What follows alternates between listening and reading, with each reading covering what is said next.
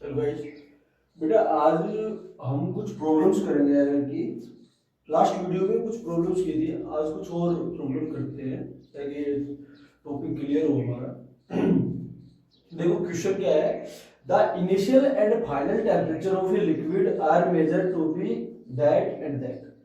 देखो एक लिक्विड है हमारे पास, उसका टेम्परेचर राइज किया गया है, ठीक, उसका टेम्परेचर राइज किया है, उसको गर्म किया गया है, ठीक है। और पहले उसका जो टेम्परेचर था वो ये था, और फिर उसका टेम्परेचर क्या होगा, ये होगा। तो क्वेश्चन ये है, कैलकुलेट द राइजिंग टेम्परेचर, मतलब वो पूछना चाह रहा है कि उस टेम्परेचर में डिफरेंस कितना हुआ है ना, राइजिंग मतलब चेंज इन टेम्परेचर, ठीक। तो इनिशियल टेम्परेचर ये है, फाइनल टेम्परेचर ये है। चलो तो देखो भाई, इसको जो इनिशियल टेम्परेचर है उसको मैं T1 मान रहा हूँ, ठीक है। तो T1 है अपना 67.7 प्लस माइनस 0.2, ठीक है भाई, ठीक है। अब देखो ये बात हम पहले भी कर चुके हैं भाई। देखो ये इस फॉर्म में क्या सिस्टम है ना, ये देखो प्लस माइनस और फिर एक नंबर और लिख रखा है, एक नंबर ये है, फिर प्लस माइनस है, फिर एक नंबर और क्या है। तो ये सिस्टम क्या है बेटा, देखो इसका मतलब ये है, ये एरर शो कर रहा है ना, इसका मतलब क्या बेटा, ये एरर है। और एरर क्या क्यों होता है, कैसे होता है, ये सारी बातें कर चुके हैं हम, ठीक है। तो अब कोई भी नंबर है वो परफेक्टली मतलब एग्जैक्ट नंबर नहीं होता, मतलब कोई फिजिकल क्वांटिटी जो हमने मेजर की है वो बिल्कुल परफेक्ट नहीं होती, बिल्कुल परफेक्ट नहीं होती, मतलब उसमें कुछ ना कुछ एरर होता है, कुछ ना कुछ गड़बड़ होती है, कुछ ना कुछ इधर उधर होता है, ठीक है। तो ये तो वो नंबर है जो पहला जो नंबर लिख रखा है इसने 67.7 है ना, ये तो वो नंबर है जिसके इर्द गिर्द टेम्परेचर होगा उस बॉडी का इनिशियल टेम्परेचर। मैंने बोला था कि T1 डिनोट्स इनिशियल टेम्परेचर, तो जो इनिशियल टेम्परेचर है वो 67.7 के इर्द गिर्द है, और कितना इधर उधर हो सकता है 0.2। ये दोनों साइन लगाए हैं प्लस और माइनस, इसका मतलब यही है कि वो प्लस भी हो सकता है माइनस भी हो सकता है, मतलब ये नंबर इसमें जुड़ भी सकता है और घट भी सकता है। मतलब हमारा जो टेम्परेचर होगा, we are not confirm that temperature will be 67.7। Okay, temperature कहां से कहां तक हो सकता है, टेम्परेचर हो सकता है बेटा 67.5 से और 67.9, है ना, क्योंकि इसमें 67.7 में 0.2 घटाओगे और ऐड करो तो ये नंबर ऐड करोगे आप। तो जो आपका टेम्परेचर है, इनिशियल टेम्परेचर, वो आप एग्जैक्टली नहीं बता पा रहे कि एग्जैक्टली कितना है। तो हमें ये पता है कि वो इसके और इसके बीच में है, ठीक है। मतलब ये जो एरर है उसके बारे में हमें पता है कि एरर इतना है। तो ये तो होती है मीन वैल्यू, ये जो पहले लिख दी ये क्या हो गई, मीन वैल्यू, और ये क्या होगा, उसका एरर, ठीक है। अब देखो इसी प्रकार जो गर्म करने के बाद जो दूसरा टेम्परेचर आया है T2, वो कितना है बेटा, वो है 76.3 प्लस माइनस 0.3, ठीक है। तो दोबारा गर्म करने के बाद उसने जो टेम्परेचर मापा तो उसको लगा कि ये जो टेम्परेचर है ये 76.3 के आसपास है, और कितना इधर उधर है 0.3 एरर है, मतलब जो टेम्परेचर होगा वो 76 डिग्री सेल्सियस से और 76.6 डिग्री सेल्सियस तक हो सकता है। अब वो इतना एग्जैक्ट नहीं है कि वो कंफर्म बता दे कि 76 है या 76.6 है या 76.4 है, 0.5 है, लेकिन उसको इतना पता है कि वो जो टेम्परेचर है वो 76 से 76.6 डिग्री सेल्सियस तक है, ठीक है। तो ये हो गए बेटा, ये हो गई मीन वैल्यू, और ये क्या हो गई 0.2 और 0.3 क्या हो गए उनके कोरस्पोंडिंग एरर्स। ओके, तो क्वेश्चन वाले ने हमसे ये पूछा है कि राइजिंग टेम्परेचर बताओ कि टेम्परेचर कितना बढ़ा है ना, टेम्परेचर कितना इंक्रीज हुआ है। तो सिंपल सी बात है, अब इंक्रीज डिक्रीज निकालते हैं, मतलब वो पूछ क्या रहे हैं, डिफरेंस पूछ रहे हैं। तो डिफरेंस मतलब जो टी टेम्परेचर है, राइजिंग टेम्परेचर है, उसको मैं टी से डिनोट कर रहा हूं, तो वो कितना होगा बेटा T2 माइनस T1, ठीक। जो राइजिंग टेम्परेचर उसको मैं कैसे निकालूंगा, T2 minus T1, final temperature में से इनिशियल टेम्परेचर घटा तो राइजिंग टेम्परेचर आ जाएगा, सही बात है। लेकिन भाई बात क्या है, यहाँ पर एक नंबर नहीं दिखाई दे रहा है, यहाँ पर तो देखो 76 माइनस 3 प्लस माइनस 0.3 और 67.7 प्लस माइनस 0.2, ये घटाना अलजेब्रिकली नहीं होगा, मतलब इतना आसान नहीं है ये, ठीक है। तो क्या करता है, हमने पढ़ाई भी था कि एरर इन डिफरेंस, जब कोई दो क्वांटिटी है उनका डिफरेंस निकालना है और उनके डिफरेंस में कितना एरर होगा, अगर हम दो क्वांटिटीज में एरर के बारे में पता है हमें, तो उनकी डिफरेंस में कितना एरर होगा ये हम पढ़ चुके हैं बेटा, ठीक है। तो T2 माइनस T1 कैसे निकालें बेटा, इसमें से ये नंबर घटाना पड़ेगा ना, 76.3 में से 67.7 घटाएंगे तो वो क्या दे देगा, मीन, है ना, मीन। तो मीन कितना जाएगा घटाना, 76.3 में से 67.7, तो ये आ जाएगा भाई 8.6, तो 8.6, ठीक है। ये तो मीन में से घटा दिया, ठीक है भाई। अब देखो बात सुनो भाई, ये तो हमने मीन निकाला है, लेकिन ये एग्जैक्ट नंबर नहीं थे, है ना, ये बिल्कुल क्लियर नंबर नहीं थे, बिल्कुल हम एक भरोसे के साथ नहीं कह रहे थे कि यही टेम्परेचर है, हम ये कह रहे थे भाई इसके आसपास है, इधर इतना इधर उधर हो सकते हैं ना। तो बेटा इनका भी तो हिसाब किताब करना पड़ेगा एरर का, ठीक है। तो हमने देखा था कि जो एरर इन डिफरेंस था उसमें हम क्या करते, जो एरर आ रहा था उसको हम क्या करते बेटा, ऐड कर रहे थे। तो जो मीन वैल्यू के डिफरेंस के बाद हम एरर का हिसाब किताब करेंगे, तो इसमें क्या हो जाएगा बेटा, प्लस माइनस 0.5, है ना। हमने क्या किया, एरर जोड़ दिया है ना, यही पढ़ा था ना हमने, उसमें हमने पढ़ा था x equal to a minus B, ठीक है। तो जो डेल x होगा वो क्या होगा, plus minus del a plus del B, ये होगा इन दोनों के इंडिविजुअली इनके पास जो एरर था, मतलब इनमें ए और बी में जो एरर था उनका सम कर दो, वो क्या देगा, एरर इन एक्स। तो ये हम क्या, तो that will be our answer. तो जो राइजिंग टेम्परेचर होगा उसके ऊपर भी हम क्लियर नहीं है ना भाई, राइजिंग टेम्परेचर के ऊपर भी तो क्लियर नहीं है, क्योंकि हमें इनिशियल और फाइनल टेम्परेचर के ऊपर क्लियर नहीं है। तो हाँ, लेकिन बाई एरर हम ये बता सकते हैं कि वो जो राइजिंग टेम्परेचर होगा वो 8.6 के लगभग राइज हुआ है ना, और उसमें एरर कितना 0.5, यानी कि टेम्परेचर है, राइजिंग टेम्परेचर कहां से कहां तक लाई होगा बेटा, 8.1 से और 8.1 से 9.1 तक, ठीक, ये हो जाएगा। तो that will the answer.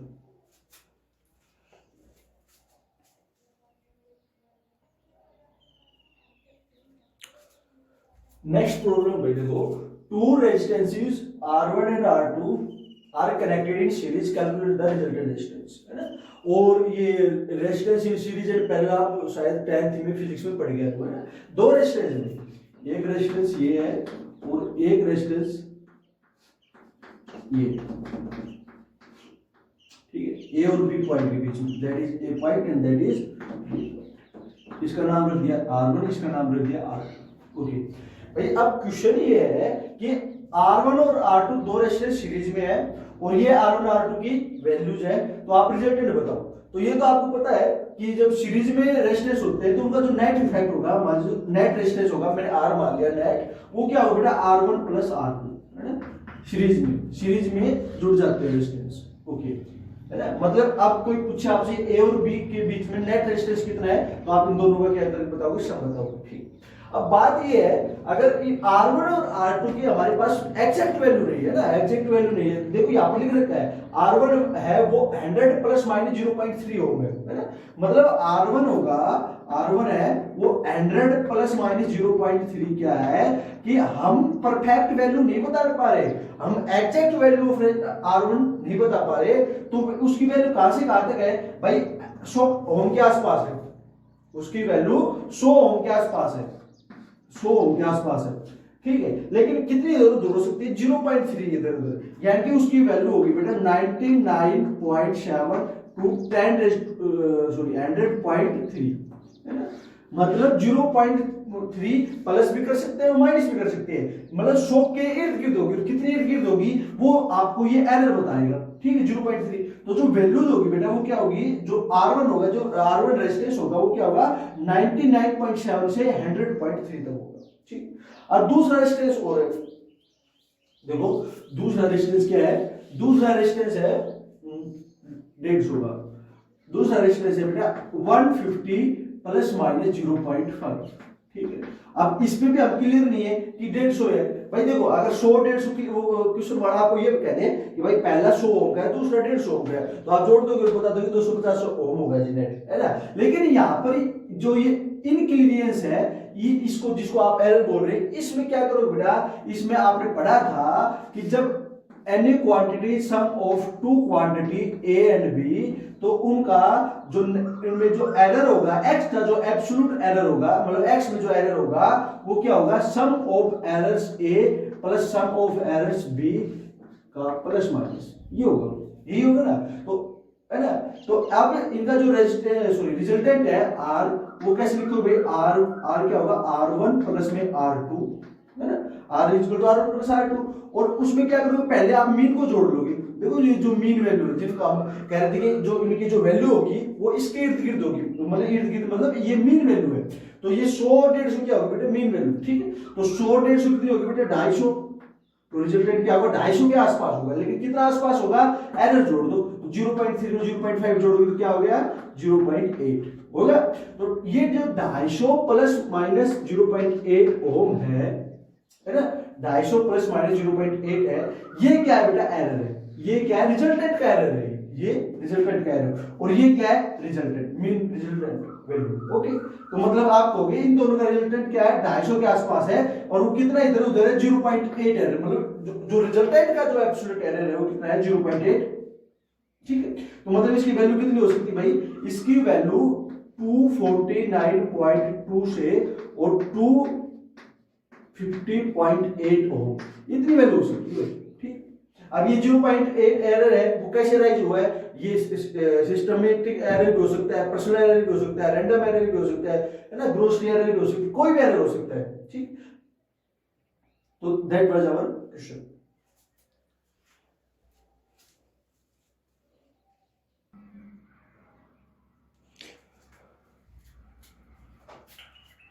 Next problem भैया अपनी, the radius of a sphere is measured to be that 2.1 and that is the uncertainty 0.5 error, है ना। Calculate the surface area with error limits.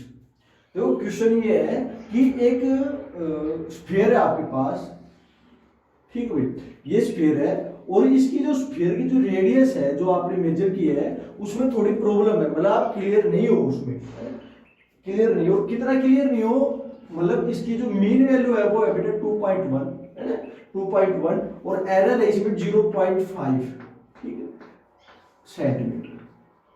तो मतलब जो इसमें बेटा, इसमें जो 2.5 से लेकर और 2.6 सॉरी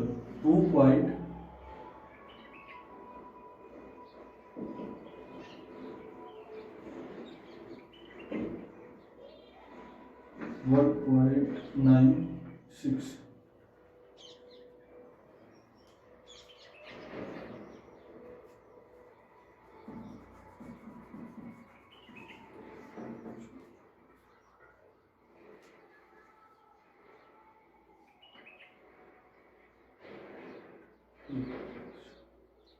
6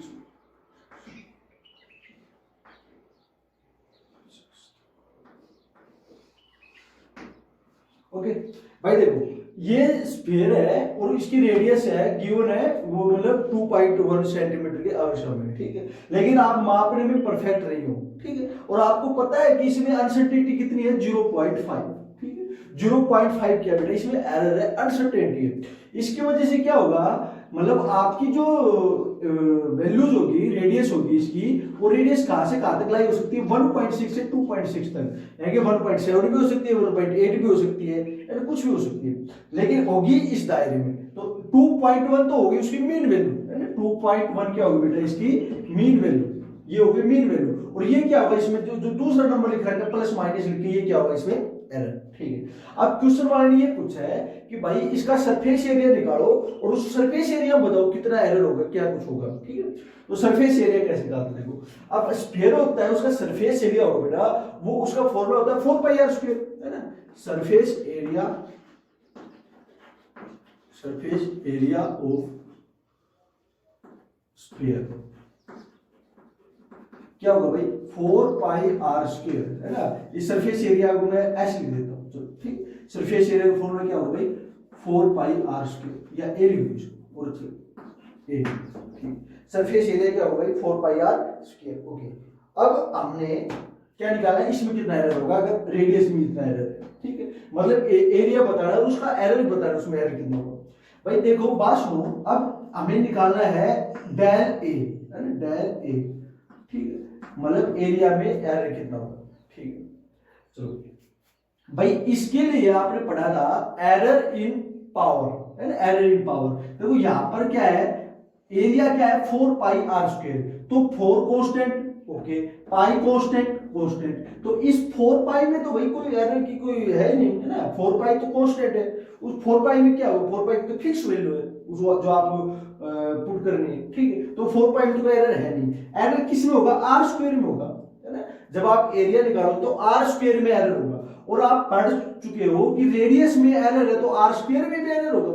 भाई आर में एरर है तो आर स्क्वायर में भी एरर होगा, और वो कितना होगा, आर स्क्वायर में एरर कितना होगा बेटा, आर स्क्वायर में एरर ये होगा कि del A fractional error in A will be equal to twice of fractional error in R. ये आपने पढ़ा था कि अगर किसी की किसी की पावर हो तो पावर का टाइम्स हो जाता है उसका फ्रैक्शनल एरर, है ना। अब जो एरिया जो m में जो फ्रैक्शनल एरर होगा that will be the 2 times of the fractional error in r, है ना, क्योंकि जो एरिया है वो r पे डिपेंड करता है और r की पावर कितनी है 2, है ना, एरिया है वो r की पावर 2 पे डिपेंड करता है ना। अगर यहाँ पर एक एरिया का फॉर्मूला ये होता 4 पाई r क्यूब, या फिर हम वॉल्यूम की बात करते हैं, देखो वॉल्यूम होता है, अगर वॉल्यूम होता है 4/3 पाई आर क्यूब, यही होता है ना, जो वॉल्यूम होता है स्फीयर का वो क्या होता है 4/3 पाई आर क्यूब। तो अगर कोई कहे कि इसमें वॉल्यूम में एरर कितना होगा, तो वॉल्यूम में एरर होगा वो कैसे होगा बेटा, फ्रैक्शनल एरर इन वॉल्यूम वो क्या होगा 4/3 पाई, दैट इज कांस्टेंट। भाई इसमें तो एरर होने की कोई संभावना है नहीं, ये तो फिक्स है, बच क्या गया आर क्यूब। अब आर क्यूब में एरर क्या होगा, क्योंकि आर में एरर है, आर में एरर है, मतलब आर आपसे ठीक से नहीं निकाला गया, ठीक से मेजर नहीं हो पाया आर से, आर में कोई गलती है तो आर क्यूब में गलती होगी, आर क्यूब मतलब आर गुना आर, तो आर में गलती तो बेटा आर क्यूब में तो गलती होगी ना। तो और आर क्यूब किसके ऊपर डिपेंड है, सॉरी वॉल्यूम किसके ऊपर डिपेंड है, आर क्यूब के ऊपर। तो भाई जो वॉल्यूम का जो फ्रैक्शनल एरर होगा वो क्या होगा 3 times of fractional error in are, है ना, ये होगा इस केस में। अब यहां पर क्या है आर स्क्वायर है तो हमने क्या लिख दिया 2, ये हम पढ़ चुके हैं, ठीक भाई। अब क्वेश्चन ये है,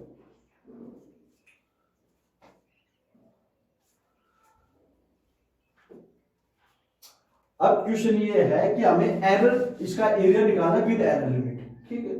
तो भाई फ्रैक्शन एरर तो निकाल देंगे हम, क्योंकि हमें डेल आर का पता है और आर का पता है ना। ये डेल आर क्या है, एब्सोल्यूट एरर इन आर, और आर क्या है, मीन वैल्यू ऑफ आर। ये दोनों चीज क्वेश्चन वाले ने दी है, उसने लिखा है कि आर कितना है 2.1 प्लस माइनस 0.5, है ना। तो हम बता दें कि 2.1 क्या आपकी मीन वैल्यू है, ये क्या आपकी मीन है, और ये क्या आपका एरर है, ठीक है, ये मीन है ये एरर है। अब ये दोनों वैल्यू है, ये डेल आर होगा ये आर होगा, तो फ्रैक्शनल एरर इन ए निकाल दोगे आप, ठीक है। लेकिन हमें तो क्या चाहिए, हमें ये चाहिए बेटा ए प्लस माइनस डेल ए, तभी तो हम ढंग से बता पाएंगे। हमें मीन वैल्यू भी चाहिए और एब्सोल्यूट एरर भी चाहिए, तो ये डेल ए और ए कैसे निकालेंगे, देखो अब डेल ए तो आ जाएगा इस फॉर्मूले से, लेकिन इस फॉर्मूले से निकालने के लिए डेल ए को हमें एक की जरूरत होगी, और ए क्या है बेटा, A is the mean surface area, और मीन सरफेस एरिया क्या होगा इससे निकालो, तो मीन जो सरफेस एरिया होगा जो ए होगा वो क्या होगा 4 पाई आर स्क्वायर, है ना, और यहां पर आर क्या है मीन वैल्यू, है ना, तो ये होगा 4 पाई इंटू में 2.1 का स्क्वायर, 2.1 का स्क्वायर, ठीक है। अब इसको सोल्व करोगे तो एक की वैल्यू आ जाएगी आपकी बेटा, एक की वैल्यू आएगी आपके पास 55.4 सेंटीमीटर स्क्वायर, ठीक है। अब ये वैल्यू आ गई बेटा, जब ये वैल्यू आ गई आपके पास तो डेल ए निकाल सकते हो। अब ये वैल्यू आ गई तो इस इक्वेशन से डेल ए अपॉन में A is equal to 2 del R upon में आर, ठीक है। अब डेल आर पता है आपको कितना है 0.5, तो 2 इंटू में 0.5, और आर की वैल्यू कितनी बेटा 2.1, आर क्या है मीन रेडियस, ठीक है, हो गया, ठीक है। तो डेल ए की वैल्यू क्या आ जाएगी भाई, डेल ए की वैल्यू आएगी 2 इंटू 0.5 गिव्स 1, ठीक है। ओके, तो ये क्या हो जाएगा 10 अपॉन में 21 और इनटू में a, तो a कितना आपका 55.4, 55.4, ठीक है। तो ये इसकी वैल्यू आएगी करीबन 26.4, 26.4 ये आ जाएगा एरर इन ए, ठीक है। तो आपका जो एरिया होगा बेटा, सरफेस एरिया होगा, वो कितना होगा 55.4 प्लस माइनस 26.4 सेंटीमीटर स्क्वायर, ये वैल्यू देगी। मतलब 55.4 तो क्या होगा मीन एरिया, और ये उसमें क्या हो सकता है एरर, ठीक। तो ऐसे हम इसकी शुरू करें।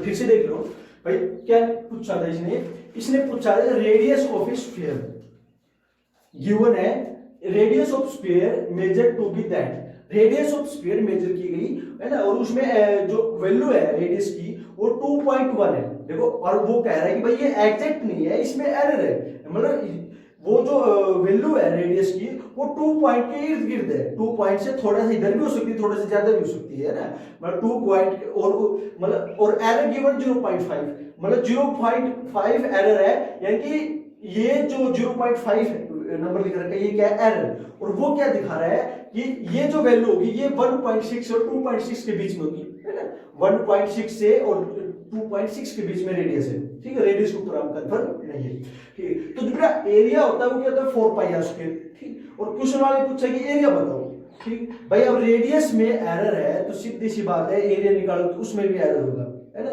अगर हम मान लीजिए कोई चीज निकाल रहे हैं, मान लीजिए कोई डिश बना रहे हैं, है ना, कोई डिश बना रहे हैं, अगर चीनी में गड़बड़ है तो चीनी का यूज करके जो डिश बनाई वो डिश में भी गड़बड़ मिलेगी, है ना। अगर चीनी में गड़बड़ है तो मान लीजिए चीनी का यूज किया आपने और आपने हलवा बनाया, तो चीनी में गड़बड़ थी, चीनी खराब थी तो हलवा भी खराब बनेगा भाई, उसका असर दिखेगा वहां पे, है ना। तो यही कारण है। अब रेडियस में एरर है तो सिंपल सी बात है बेटा एरिया में भी एरर मिलेगा, और वो एरर किस प्रकार निकालेंगे, हम कर चुके हैं एरर इन पावर या एरर इन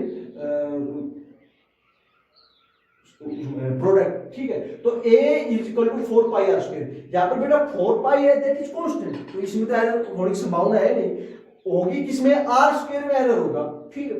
अब आर स्क्वायर में एरर होगा तो आर स्क्वायर का एरिया कैसे निकालेंगे कि a depends upon twice second power या डाई पावर ऑफ आर, है ना, दूसरी पावर पर डिपेंड करता है ना, स्क्वायर ऑफ आर ये बोल सकते हैं। तो डेल a अपॉन में a, डेल a अपॉन में a क्या हो जाएगा twice of del r upon में r, मतलब ये पढ़ चुके हैं ना कि ये जो पावर इसमें जो फ्रैक्शनल एरर होगा इसका जो area is 4 pi R square, तो इस केस में जब एरिया का जो फ्रैक्शनल एरर होगा, फ्रैक्शनल एरर मतलब एब्सोल्यूट एरर अपॉन में मीन वैल्यू, है ना, फ्रैक्शनल एरर मतलब absolute error upon mean value, तो fractional error of area will be twice of the fractional area of radius, मतलब ये जो 2 है ये आगे आ जाता है। हमने एग्जांपल से समझा, अगर वॉल्यूम होगी तो वॉल्यूम क्या होगा 4/3 पाई आर क्यूब, उस केस में जो del a del v upon में v होगा, देखो वॉल्यूम के केस में क्या होगा 4/3 पाई आर क्यूब है।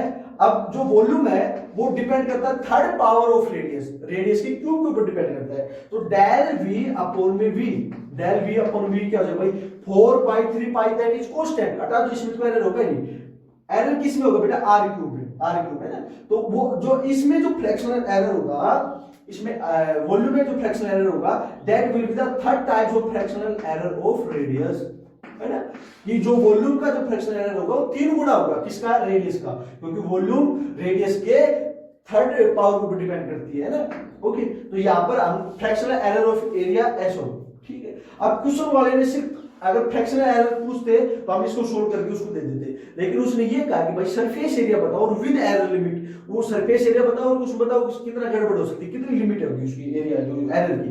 तो भाई एरिया आप देखो हमें क्या बताना है, area mean value of area और प्लस माइनस उसका एब्सोल्यूट एरिया ये बताना है, ठीक है। तो ये जो मीन वैल्यू होगी ना, मतलब जिसके इर्द गिर्द सरफेस एरिया होगा वो तो मीन वैल्यू ऑफ रेडियस निकाल लेगा 4 पाई आर स्क्वायर से, तो 4 पाई आर स्क्वायर से हमने मीन वैल्यू निकाली। बात आई अब उसमें एब्सोल्यूट एरिया की, उस मीन वैल्यू के कितने इर्द गिर्द होगा बेटा सरफेस एरिया, तो डेल ए इस फॉर्मूले से निकल जाएगा, क्योंकि आप डेल आर जानते हो किस फॉर्मूला में गिवन है कि एब्सोल्यूट एरिया रेडियस आप जानते हो, एरिया आप जानते हो, डेल ए आ जाएगा, डेल ए ऐसे आ जाएगा।